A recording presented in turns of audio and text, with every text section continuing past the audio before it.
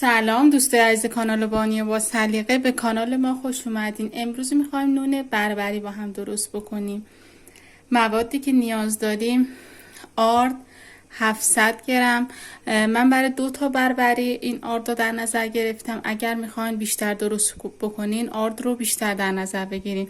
من هر بربری رو 350 گرم چون نمیگیرم، به خاطر همین 700 گرم آرد برداشتم که 2 تا بربری بشه. آرد هم آرد بربری یا آرد سنگک باید باشه، با آرد شیرینی پزی نمیشه.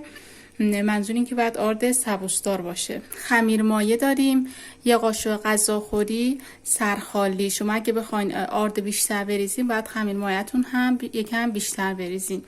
شکر نصف قاشق غذاخوری و آب گرم. اول باید خمیر مایه رو عمل بیاریم، یعنی بدونیم که خمیر مایه تازه هست یا نه. اگر خمیر مایه عمل اومد یعنی خمیر مایه‌تون تازه هست.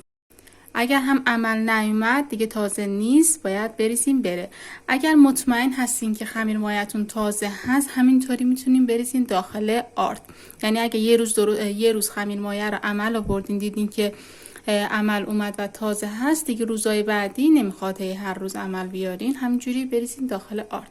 برای عمل آوردنش هم نصف لیوان آب ولرم داریم، نه خیلی داغ باشه دستو بسوزونی، نه خیلی خنک باشه. خمیر مایه رو میریزیم داخلش، شکر هم میریزیم و یک کوچولو هم میزنیم. درش رو میذاریم 10 دقیقه الی 1 ربع طول میکشه تا خمیر مایه عمل بیاد. عمل اومدنش هم اینه که اینجوری پف میکنه، یه ذره میاد بالا. نه اگر خمیر مایه‌تون عمل نیومد چند تا دلیل داره. یکی اینکه خمیر مایه‌تون تازه نیست، دوم اینکه این آبی که ریختین سرد هست و سومین دلیلش هم این میتونه باشه اون جایی که میذارین جای سردی هستش. اگه جاش هم سرد باشه عمل میاد ولی دیر عمل میاد. سعی کنید پس جای گرم بذارین که زود عمل بیاد. 10 دقیقه الی 1 ربع طول میکشه تا عمل بیاد. دوستان عزیز، این خمیر مایه ما عمل اومده. میبینید اینجوری حالت پف کرده و اگه بو کنی یه بوی بدی هم میده. این نشونه عمل اومدن خمیر مایه هستش. خب آردمون رو الگ میکنیم. حتما آرد رو الگ بکنید، خیلی بهتر میشه نونتون. تو نونوایی‌ها که میبینید الگ نمیکنن به این دلیل هستش که خیلی زیاد هست حجم آردشون و نمیتونن اونها الگ بکنه هر دقیقه. نصف قاشق غذاخوری یا یه قاشق چایخوری نمک اضافه میکنیم و هم میزنیم. خب آب ولرم هم میخوایم. هر چقدر آردتون هست نصف اون آب میخوایم. آب رو میذاریم کنار و کم کم اضافه میکنیم. ممکنه از نصف هم کمتر آب بخواد. این بستگی به آردتون داره که چقدر آب به خودش میگیره. آرد رو میریزیم، خمیر مایه هم میریزیم.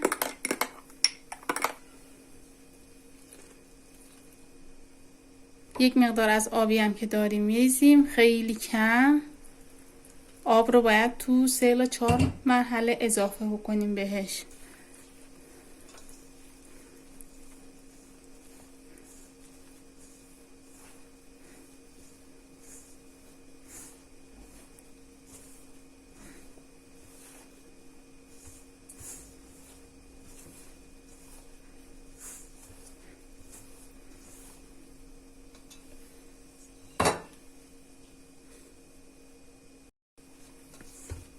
دوباره آب اضافه میکنیم. الان میبینید خمیر ما خمیر سفتی هستش. خمیر بربری خمیر شلی هست، یعنی باید شلتر از این باشه. این مرحله آخر خیلی کم آب میریزیم، یهویی نمیریزیم. مرحله آخر آب رو خیلی کم میریزیم که خیلی شل هم نشه که مجبور بشیم دوباره آرد بریزیم.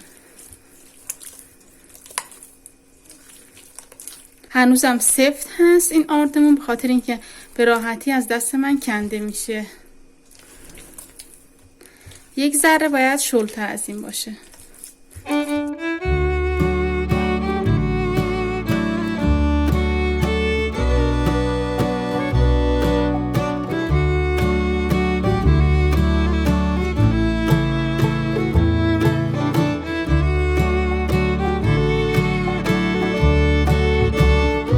خمیر اون الان خوب هستش، شله و کاملا به دست میچسبه.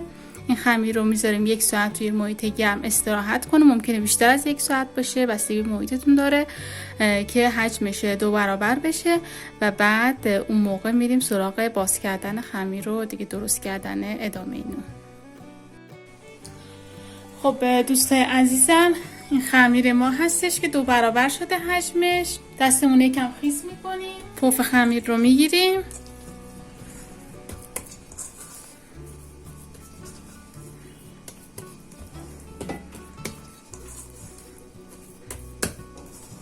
خب خمیر رو به 2 یا 3 قسمت دیگه، بستگی به خودتون داره که چجوری میخوایم بربریتون بزرگ باشه یا کوچیک، تقسیم میکنیم و چونه میگیریم میذاریم کنار. روش هم یه دستمال میکشیم، یه 10 دقیقه دیگه هم استراحت بکنه.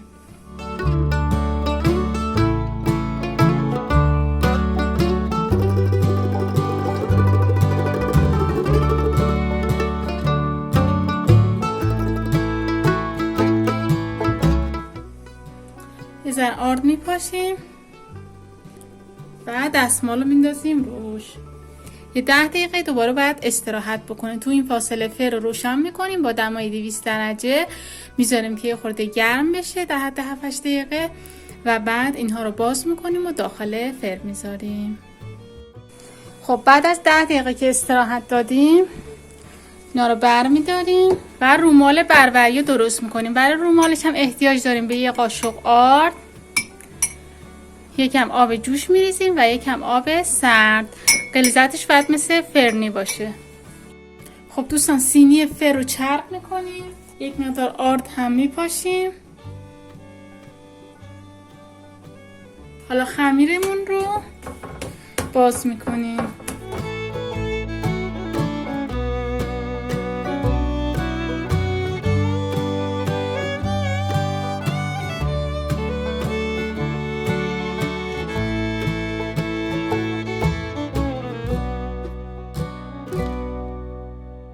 با نوک انگشت یا چاقو سوراخ‌های ایجاد می‌کنیم رو خمیر.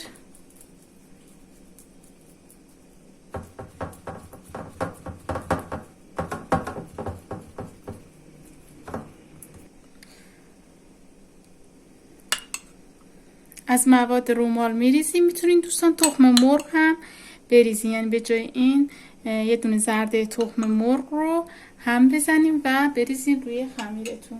اینو یه بار اینجوری با دست صافش میکنیم.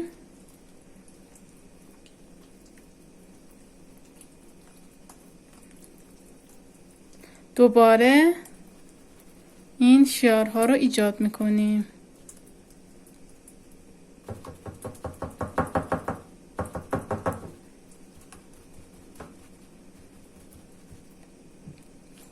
این خمیرتون که پهن میکنید نباید خیلی کلوف باشه، نباید خیلی نازک باشه. اگر نازک باشه بربریتون خشک میشه، اگر خیلی هم کلوف باشه داخلش خمیر میشه. پس خیلی نازک و خیلی کلوف نکنین. اینو که صاف کردیم روش کنجد هم اگر دوست داشتیم میریزیم و دوباره 20 دقیقه داخل همین سینی میذاریم خمیر استراحت بکنه و بعد اینها رو داخل فر میذاریم. دوستان این هم از بربری های ما. چند تا نکته بگم که ممکنه براتون سوال پیش بیاد. یکی این که چرا خشک میشه بربری های ما. اولین دلیلش این هستش که شما خمیرتون رو نازک گرفتیم و دومین دلیل هم این هستش که فر رو خیلی زیاد کردیم. فرتون خیلی داغ بوده، از اول خیلی گرم کردیم و وقتی که سینی رو گذاشتین درجه فرم زیاد بوده، به خاطر این خشک شده.